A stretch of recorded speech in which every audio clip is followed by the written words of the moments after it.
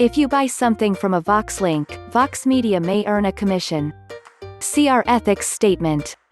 I listened to the Hamilton cast album hundreds of times before I saw the live show. Full-blown Hamilton fever was just starting to hit the internet in early 2016, 6 months after its Broadway debut. With an assignment in hand to write about Lin-Manuel's Miranda retelling of the life of Alexander Hamilton, I bought tickets in seemingly the final week that someone in my income bracket could pull off that feat. I tucked into my cramped perch in the last row of the balcony one March evening, already knowing the show inside and out. Or so I thought.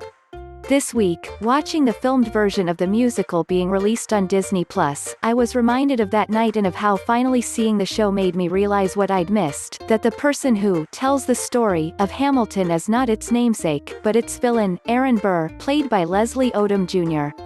Yes, Alexander Hamilton, Lin-Manuel Miranda, is the protagonist, the title character. The show focuses on Hamilton's life, and on how and why it ended in an infamous duel. But Burr lived on, and it's Burr who tells Hamilton's story, at least on this stage. Burr is our guide. Leslie Odom Jr. as Aaron Burr and Lin-Manuel Miranda as Alexander Hamilton in Hamilton. DisneyLin-Manuel Miranda's version of the lives of Hamilton and his cohort necessarily compresses and elides details, but a battery of wild Aaron Burr facts demands a brief detour. The grandson of Princeton president and archetypal fire-and-brimstone preacher, Jonathan Edwards, Burr actually killed Hamilton while he was serving as Thomas Jefferson's vice president. He finished his term without further incident.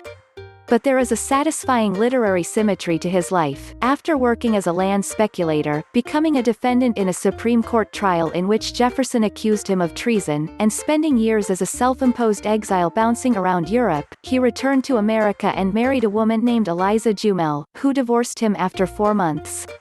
Her lawyer, Alexander Hamilton Jr., the second son of Alexander Sr. and Eliza. Burr died the day the divorce was finalized.